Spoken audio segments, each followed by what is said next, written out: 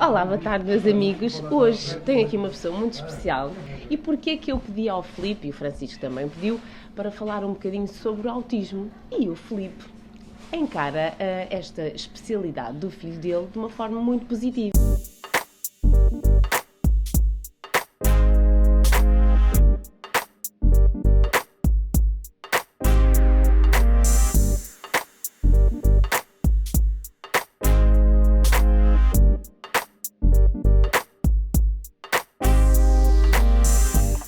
Pessoa ideal para falar connosco sobre isto e para poder, de certa forma, desmistificar o autismo. É verdade, é verdade. É uma situação que tem algum peso, é verdade, que nos condiciona um pouco, mas que nós temos que tentar relativizar o máximo possível. Porque a vida continua, geralmente as famílias não são compostas só por essa pessoa. Exatamente. E a vida tem que andar para a frente. Até porque tu tens dois filhotes. Tenho um mais velho. Exatamente. Tenho um mais velho. E a vida tem que andar, portanto não vale a pena estarmos aqui a fazer um grande filme à conta de uma situação que não é a mais agradável possível, mas a vida é bola para a frente, portanto, e como é que nós podemos ajudá-los? É estando bem connosco próprios, não é? Exatamente. Uma das coisas que eu sinto pelas mensagens, principalmente destas últimas pessoas que me falaram sobre o assunto, eu senti um desespero tão grande na mensagem da senhora, onde ela disse que fez imensas pesquisas no Google sobre o autismo, mas que não está a saber lidar. Eu acho que se calhar a dificuldade às vezes nem é tão desconhecido do problema, mas sim as pessoas aceitarem que existe esse problema. É verdade, eu compreendo essa senhora, porque realmente não é fácil ir à procura de respostas para esta situação. Até porque esta situação é uma situação muito abrangente, portanto, não há dois quadros iguais. Há muitos parecidos, mas iguais não existem. E nós às vezes andamos à procura de soluções nos outros, se calhar não é a melhor solução. Pode-nos guiar em algumas coisas, mas nós temos que olhar realmente para a nossa situação e tentar arranjar soluções para a nossa situação. Estamos à espera que a situação do outro venha a ser idêntica à nossa. Poderá ser, poderá não ser. Não ser. E estamos a criar às vezes falsas expectativas e vamos a criar angústias e ansiedades que se calhar não precisávamos de as criar, não é? E o teu filhote agora já tem 19? Já tem 19. Mas descobriste com que idade?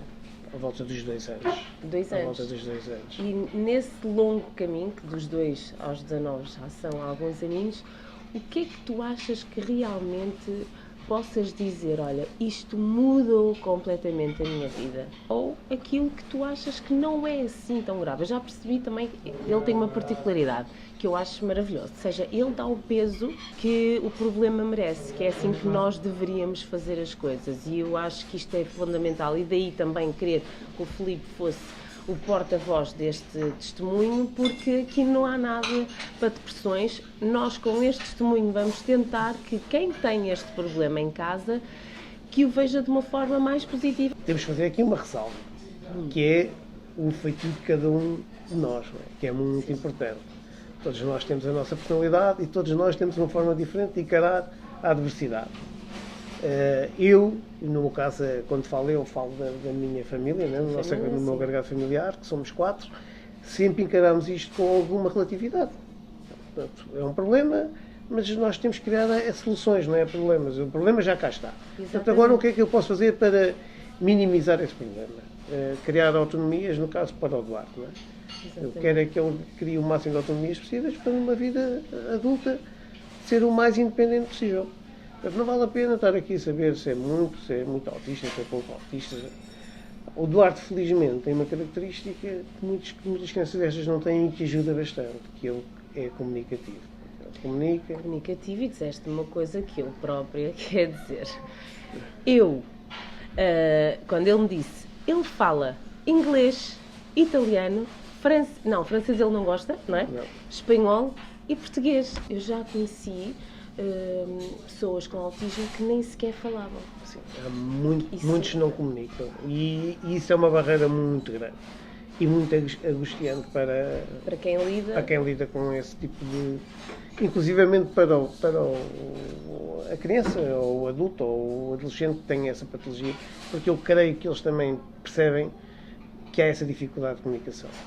Claro. Às vezes podem não demonstrar, mas de certeza que há esse tipo de situação.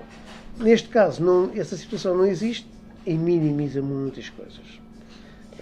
O comunicar Ajuda muito. Ajuda muito. E tu, no meio deste problema, acabaste por ter essa particularidade que também te ajudou bastante a encarar. Também me ajudou bastante. Depois, tem aquela componente pessoal, minha ou nossa, que é fazer, no caso nós somos 4, fazemos coisas a 4, a 3 e a 2. Exato. Até também é bom namorar, aliás. Nós fizemos um vídeo sobre isso, que é, nós temos 5 filhos, eu e o Francisco, mas há momentos em que eu deixo os filhos em casa, ou no outro pai, ou na outra mãe, ou na avó, e vou ter um momento a sós, porque a vida, nós antes de sermos mães e pais, eu costumo defender muito isto, independentemente do que se passa com os filhos, nós também somos humanos e precisamos desses momentos para nos sentirmos mais fortes até para encarar o futuro. Sim. E numa situação destas, é óbvio que há um foco muito grande, nomeadamente numa fase inicial,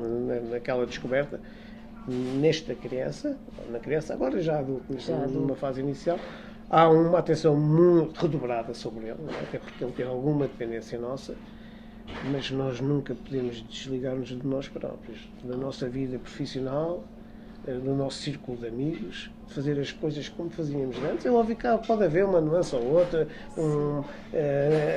adaptar as coisas um bocadinho, para ir um bocado ao encontro das necessidades dele, mas mudar o mínimo possível. E isso, no meu caso, sempre foi possível, não é? Exato. Faço a minha vida igualzinha, o Duarte vai comigo ou connosco para todo lado.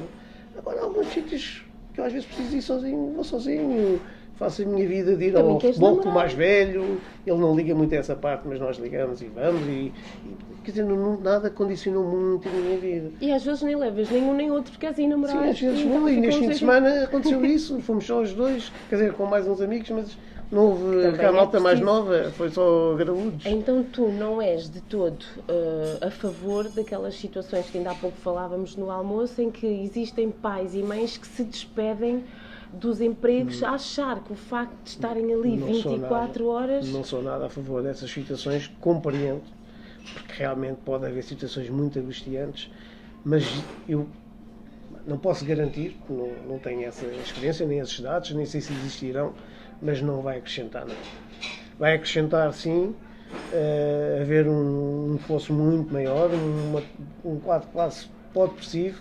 A relação entre o casal muitas vezes vai ser condicionada com isso. As pessoas vão se afastar.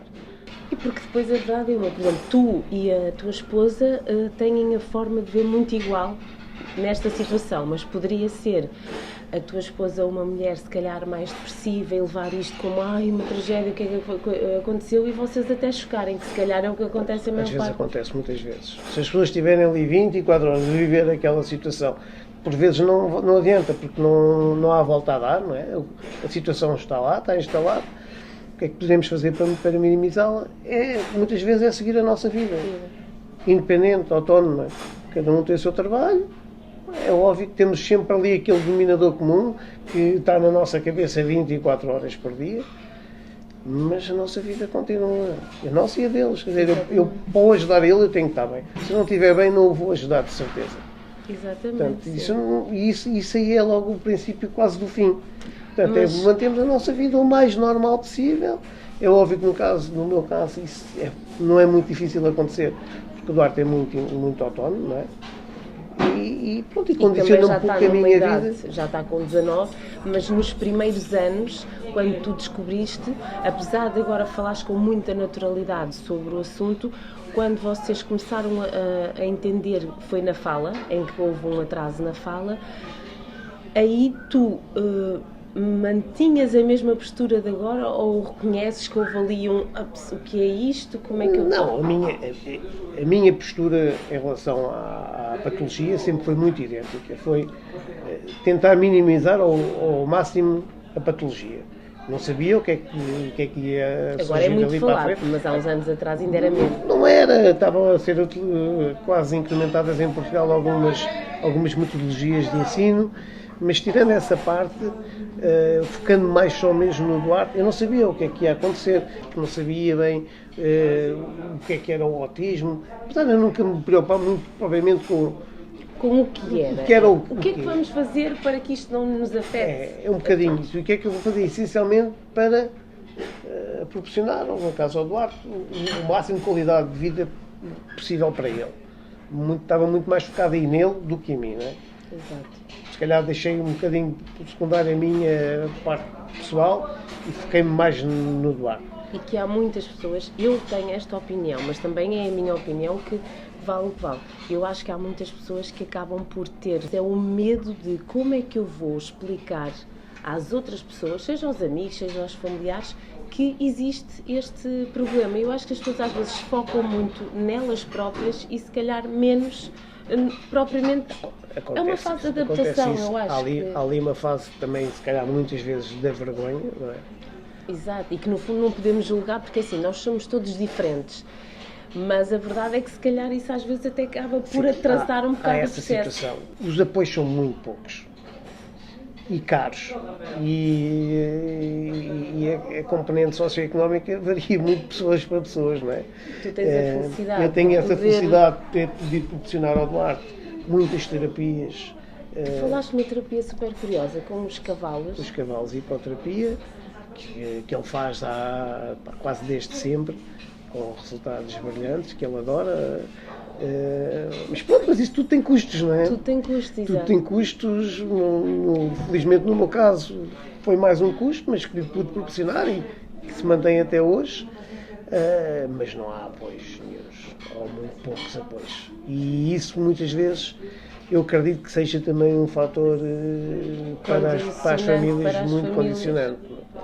Porque se veem com uma situação, muitas vezes, com um autismo muito profundo e sem apoios nenhuns. E eu vivo numa grande cidade, onde esses apoios ainda estão um bocadinho, mesmo caros ou mais dispendiosos, estão ao nosso alcance. Há sítios mais para o interior que essas crianças estão completamente abandonadas e eu aí compreendo a angústia dos pais, porque deve ser um desespero muito grande. Não é? Completamente limitados em tudo, não é? Que é ter tudo é mau. O problema é tudo é mau e não poderem, acima de tudo, proporcionar boas coisas. Num meio, se calhar, envolvente, onde não se encara isto com tanta naturalidade. Né? Porque nós vivemos na grande cidade, muita gente às vezes nem se apercebe que nós, na nossa azáfama do dia-a-dia, não olhamos muito para o outro, não é? E naqueles meios mais pequenos, onde tudo é escrutinado, portanto, é mais complicado. Portanto, nós às vezes, quando estamos a falar deste tipo, no caso agora do autismo, mas se calhar de uma forma transversal nas nossas coisas todas da nossa sociedade, às vezes também nos esquecemos que há uma grande diferença de um meio muito grande para um meio mais pequeno. Olha, Filipe, eu só tenho a agradecer porque eu já tinha, obviamente, falado com o Filipe, almoçamos e muito bem, gostaste do almoço? Foi um espetáculo muito melhor que este.